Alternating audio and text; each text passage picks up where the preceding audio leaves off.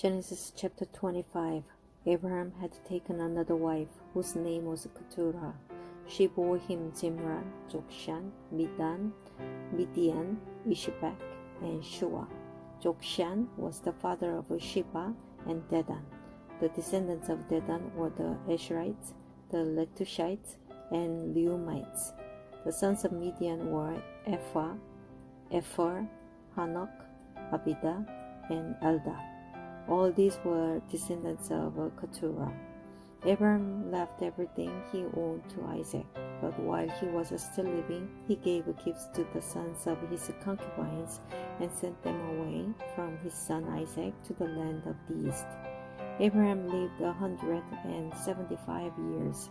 Then Abraham breathed his last and died at a good old age, an old man and full of years, and he was gathered to his people. His sons Isaac and Ishmael buried him in the cave of Machpelah near Mamre, in the field of Ephron, son of Zohar the Hittite, the field Abraham had bought from the Hittites. There Abraham was buried with his wife Sarah. After Abraham's death, God blessed his son Isaac, who then lived near Beer-lahai-roi. This is the account of family line of Abraham's son Ishmael, whom Sarah's slave Hagar the Egyptian bore to Abraham.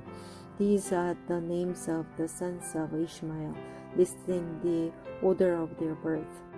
Nebaioth, the firstborn of Ishmael, Kedar, Adbeel, Mibsam, Mishma, Duma, Massa, Hadad, Timah, Jetor, Naphish, and Kedemah.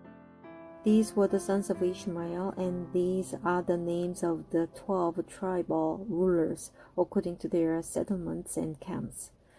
Ishmael lived 137 years. He breathed his last and died, and he was gathered to his people. His descendants settled in the area from Havilah to Shur, near the eastern border of Egypt, as you go toward Asher, and they lived in hostility toward all the tribes related to them. This is the account of the family line of Abraham's son Isaac.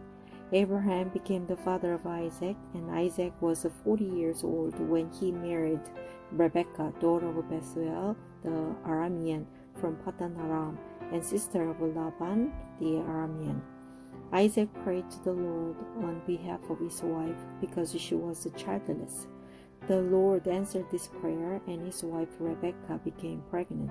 The babies jostled each other within her, and she said, "Why is this happening to me?" So she went to inquire of the Lord. The Lord said to her, "Two nations are in your womb, and two peoples from within you will be separated. One people will be stronger than the other, and the older will serve the younger." When the time came for her to give birth, there were twin boys in her womb. The first to come out was red, and his whole body was like a hairy garment, so they named him Esau. After this, his brother came out, with his hand grasping Esau's heel, so he was named Jacob. Isaac was 60 years old when Rebekah gave birth to them. The boys grew up, and Esau became a skillful hunter, a man of the open country, while Jacob was content to stay at home among the tents. Isaac, who had a taste for wild game, loved Esau, but Rebekah loved Jacob. Once when Jacob was cooking some stew, Esau came in from the open country, famished. He said to Jacob, "Quick, let me have some of that red stew. I'm famished." That is why he was also called Edom. Jacob replied, "First, sell me your birthright."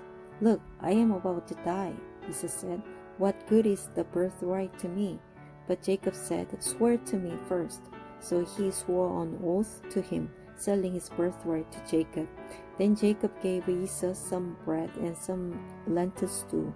He ate and drank, and then got up and left. So Esau despised his birthright.